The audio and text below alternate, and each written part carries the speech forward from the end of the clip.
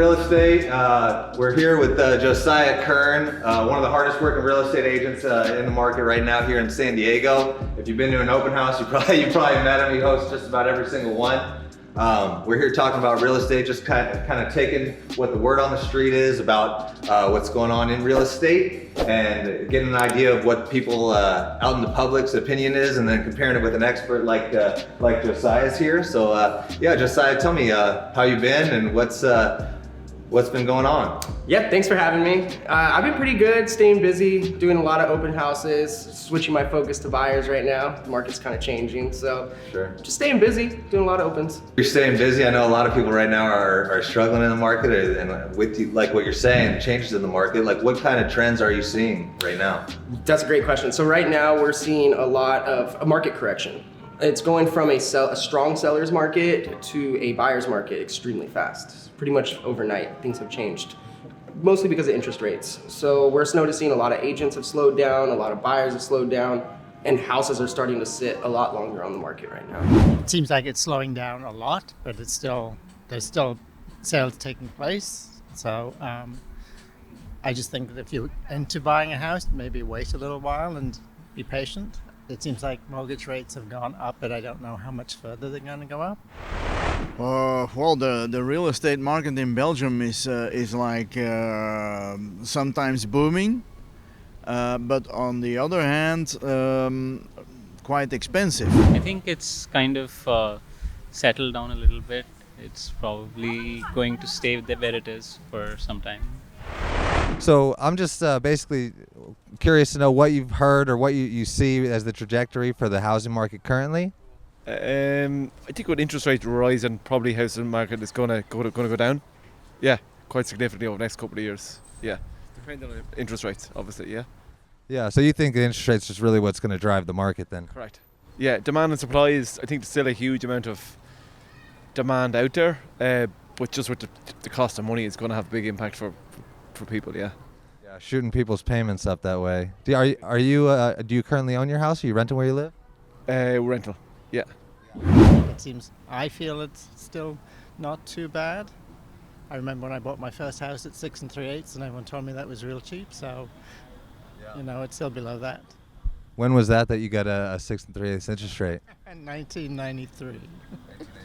That was my first house.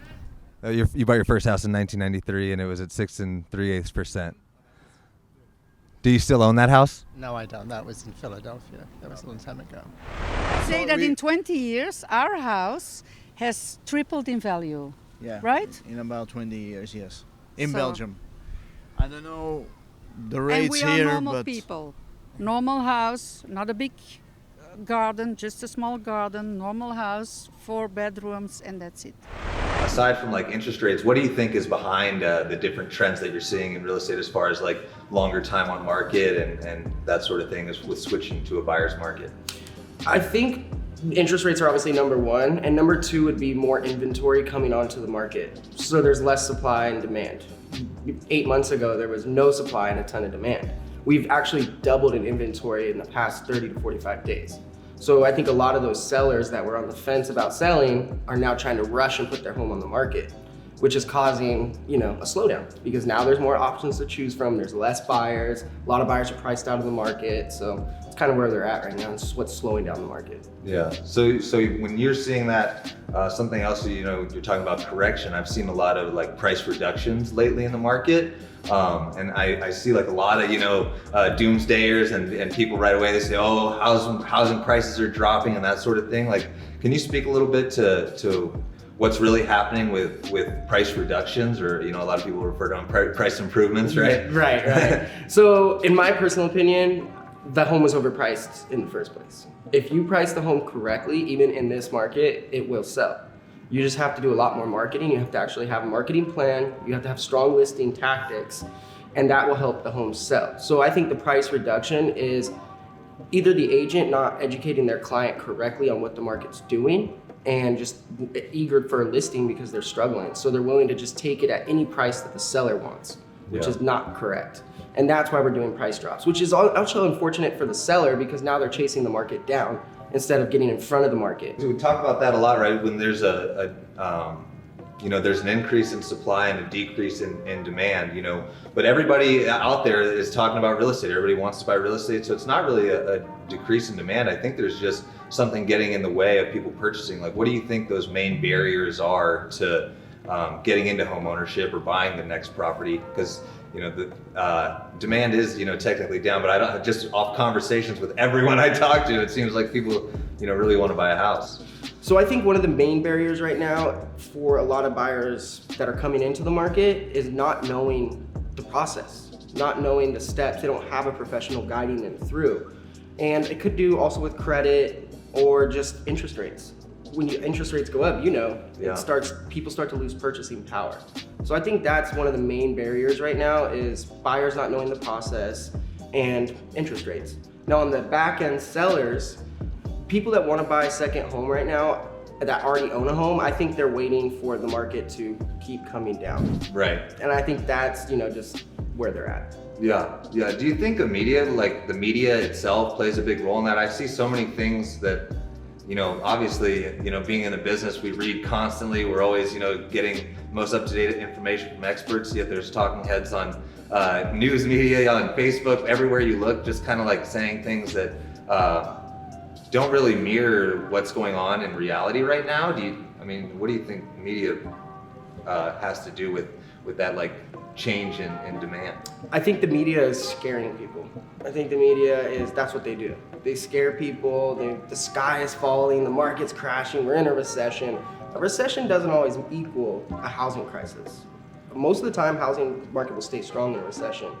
So I think that the media needs to kind of cool their jets a little bit, and you need to stop looking at the media and reach out to a professional. Somebody who's in the market every day, somebody who's out there every day, all day, real estate. Those are the people you need to be going to. Yeah, couldn't agree more. But there are some people though that come in contact, and it really is just not the right time for them to buy, maybe, qualification wise, or if they're just not ready mentally to buy, it might not be the best thing. Is there something outside of real estate that you're invested in or that you recommend people invest in the meantime while they save for their first purchase or their next purchase? That's actually a really good question. Obviously stocks, things like that, if you understand it, but my biggest thing would be invest in yourself. Invest in your craft and your skill. Whatever it is, perfect it and master it. And then the money will come, and then that money will allow you to buy a property. So I think more important than anything, you need to invest in yourself. Yeah, and that's first and foremost, right? Mm-hmm. You can't pour from an empty glass, I Exactly. think is the saying, right? So with that being said, we kind of talked about the current market changing and that sort of thing. What do you think as far as a little bigger picture? With real estate, you kind of got to zoom out. It goes beyond what's happening immediately. What do you see happening in the real estate market and say, I know it's really hard to say when it's so far out in advance, but in the next 5 to 10 years for the real estate market, whether it's with appreciation or just changes in the market? That's a good question. That's a hard question for sure, just because we're not future tellers. Of course. I think the market in San Diego will continue to stay strong and continue to appreciate. I don't think we're going to see 18% Right. appreciation every It year. can't last forever. Right. But I think that we will continue to see appreciation. As long as there's water at that beach, I think we'll be able to appreciate. Is that market and the trajectory of things improving like that? Is that expected to continue right now? Yes. For sure. Although there's a lot of inflation nowadays, but still 10%. prices are going up together with the inflation. So either way, it's going up. I think there will be more support for new construction, and then that will probably cause some prices to fall, but overall, because in general inflation will be there, so the prices will probably stay steady long term. It's a safe investment. Housing is a safe investment long term. Absolutely, yeah. You're going to have dips over the next little while, but long term, yeah, it's safe. It's going up. As always, yes. Always. Yes. Always. Okay. And do you own now currently, or are you renting where you live? I'm renting. Renting. In the next 1 to 2 years, do you think you're going to try to purchase a property? Don't think so. Maybe. Do you own property currently? Yes.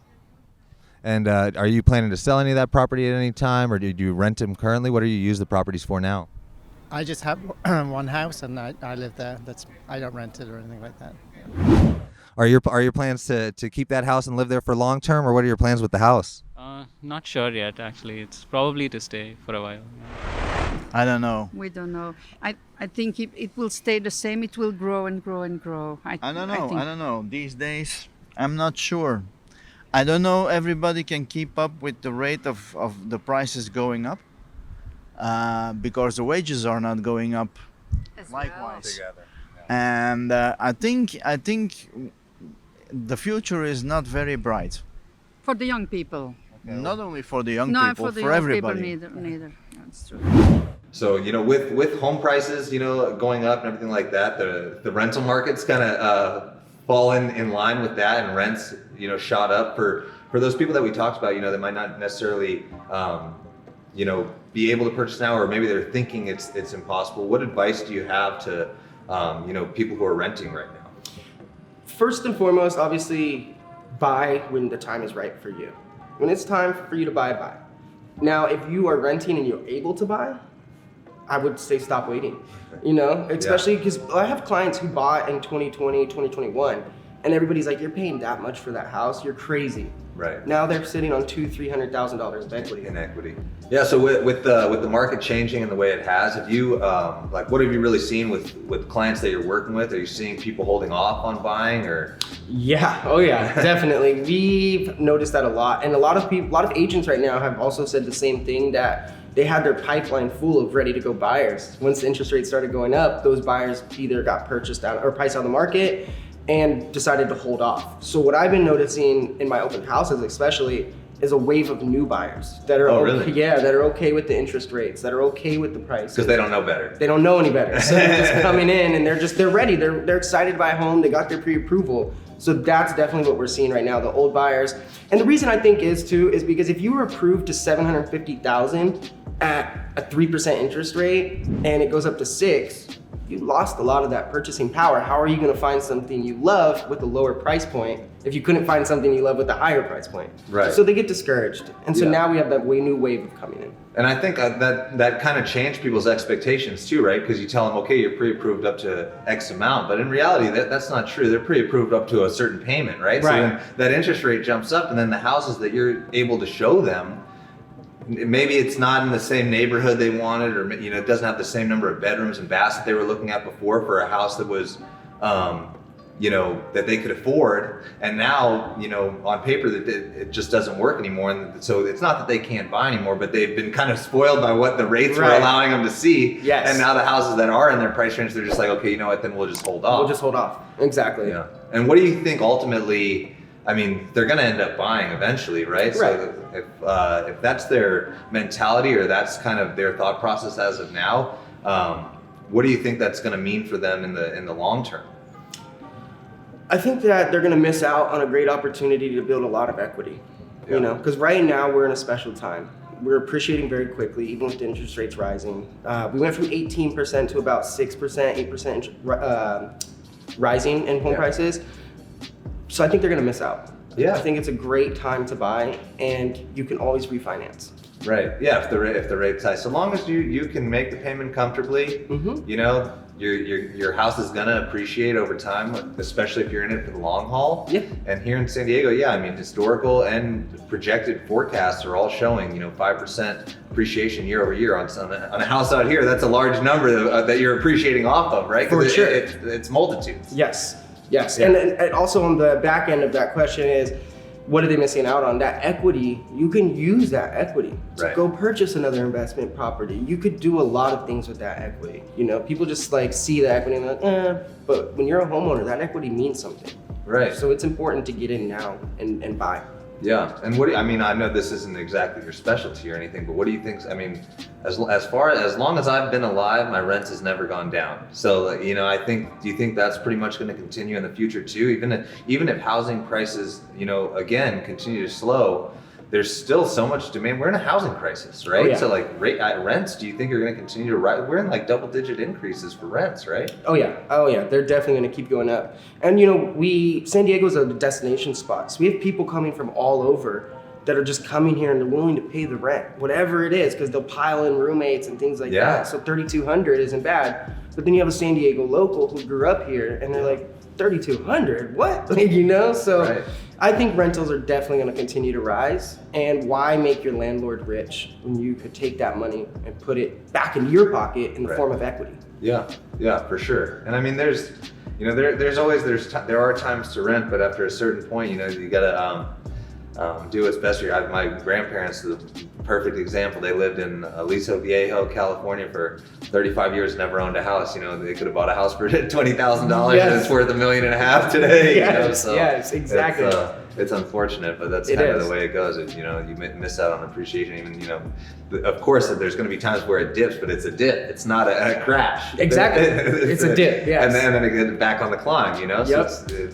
in the long term, real estate is like, people always ask that, right? Like, is now a good time to buy? It's like, well, are you going to hang on to it for a while? Then yes. Then yes, Always. exactly. Always a good time to buy. 100%. Yes. Yeah. Well, I think that pretty much does it for what we have. I appreciate you taking the time to come out here to talk with us and then share some information for people that could use it. There's so much misinformation on the internet, so having an expert opinion of yours is much appreciated, man. Thank you. Thank you for having me. I appreciate it. Of course.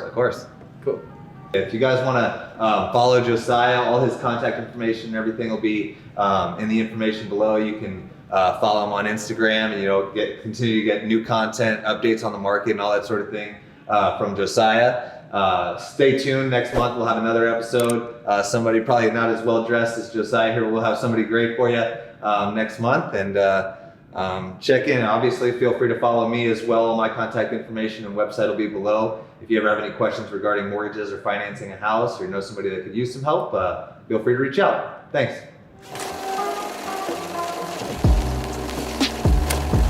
Okay, well, we can close it out on a bright note like that. I really appreciate your time. Thank you so much.